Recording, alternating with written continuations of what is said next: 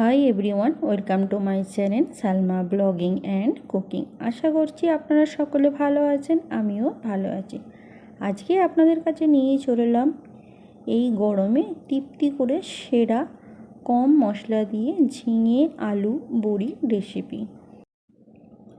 চলুন তাহলে রান্নাটা আপনাদের সাথে শেয়ার করি। প্রথমে এখানে প্রায় 1 কেজি ঝিঙে নিয়েছি। ঝিঙেটা ভালো করে খোসা ছাড়িয়ে ধুয়ে পিস করে তারপর আপনাদের দেখাচ্ছি। তো এখানে দেখতেই পাচ্ছেন ঝিঙেটাকে পিস করেছি। প্রথমে যে ঝিঙেগুলো নরম ছিল সেগুলো এইভাবে পিস করেছি, আর যে ঝিঙেগুলো একটু মোটা মতন ছিল, বড় মতন ছিল, সেগুলোকে 4 পিস করে নিয়েছি। নিয়ে সব ঝিঙেগুলোকে পরিষ্কার করে ধুয়ে একটা ঝাঁকের মধ্যে নিয়েছি। এরপর এখানে আমি মিডিয়াম আলু 2টো নিয়েছি, তাকে এইভাবে বড় বড় করে লম্বা লম্বা করে পিস করে নিয়েছি। যেমন মাছ আলু রান্না হয় সেই রকমভাবে আলুগুলোকে পিস করে নিয়েছি। এরপর রান্নাটা করব, তার জন্য ওভেনেতে একটা কড়া বসিয়ে দিয়েছি। এখানে আমি সর্ষের তেল 4 চামচের 1 চামচ নিচ্ছি। বেশি সর্ষের তেল নেব না, যেহেতু এখানে ফুলবড়িটা ভাজবো প্রথমে, সেই জন্য অল্প করে সর্ষের তেল নিয়ে প্রথমে ফুলবড়িটাকে ভেজে নিচ্ছি।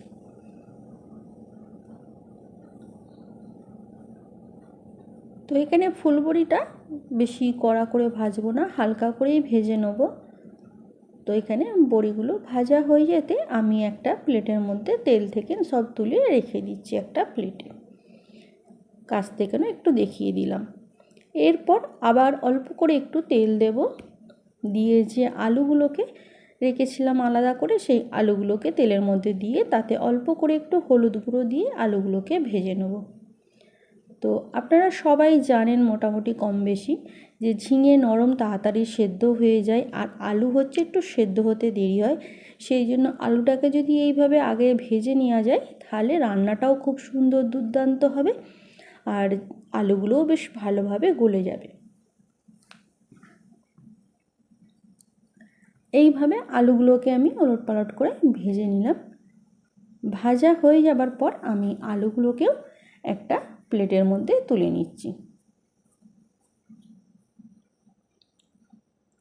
সেটাও একটু কাছ থেকে আপনাদের দেখিয়ে দিচ্ছি আলুগুলোকে। এরপর আবার অল্প করে একটু তেল দেব।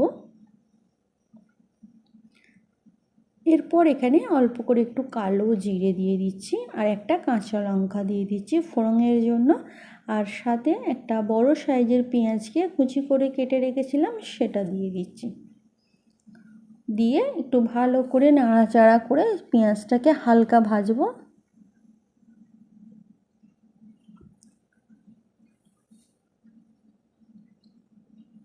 হালকা ভাজা হয়ে গেলে এখানে আমি যে ঝিঙেগুলোকে আগে থেকে কেটে রেডি করে রেখেছিলাম সেই ঝিঙেগুলো আমি এর মধ্যে দিয়ে দেব। এখানে ঝিঙেগুলো দিয়ে দিলাম। ঝিঙেগুলো দিয়ে দেওয়ার পর ঝিঙেটাকেও হালকা করে এই মশলার সাথে, মানে পেঁয়াজ আর কালো জিরের কাঁচা লঙ্কা যে দিয়েছিলাম তার সাথে ভালো করে ঝিঙেটাকে ভেজে নেব। ঝিঙেটা যখন ভাজা হয়ে যাবে, এখানে ঝিঙে তো খুবই নরম, সেই জন্য ভাজতে বেশিক্ষণ টাইম লাগে না। ভাজা হয়ে গেলে এখানে আমি 1/2 চামচ হলুদ গুঁড়ো, 1/2 চামচ লঙ্কা গুঁড়ো আর 1/2 চামচ লবণ, বা এটা স্বাদ অনুযায়ী লবণ দিতে পারেন, আর 1/2 চামচ জিরে গুঁড়ো দেবো। একদম খুবই কম মশলা দিয়ে রান্নাটা, বেশি মশলা দিয়ে রান্নাটা নয়, হালকা ফুলকা রান্না এটা একদম। দেওয়ার পর ভালো করে সবগুলোকে কষে নেব। ঝিঙেটাকে কষে কষে ঝিঙে থেকে যে জল বেরোয় সেই জলটা হালকা হালকা বেরোচ্ছে এখানে, তো সেই জন্য ঝিঙেটাকে আমি মশলার সাথেই কষে নিচ্ছি।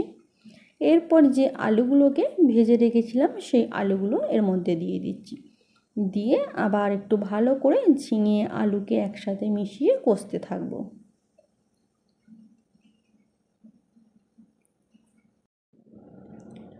ঝিঙে আলুটা ভালোভাবে কষা হয়ে গেলে এখানে আমি ঢাকা দিয়ে 3-4 মিনিটের মতন রান্না হতে দেব।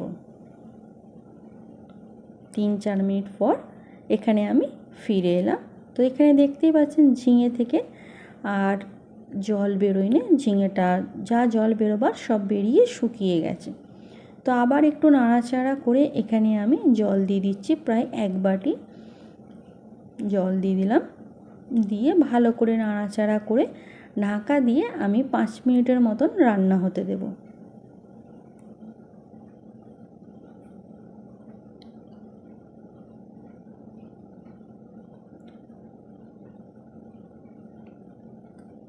পাঁচ মিনিটের জন্য ঢাকা দিয়ে দিলাম। 5 মিনিট পর আবার ফিরে এলাম। এখানে দেখুন সব সবজিগুলো হালকা সেদ্ধ হয়ে গেছে।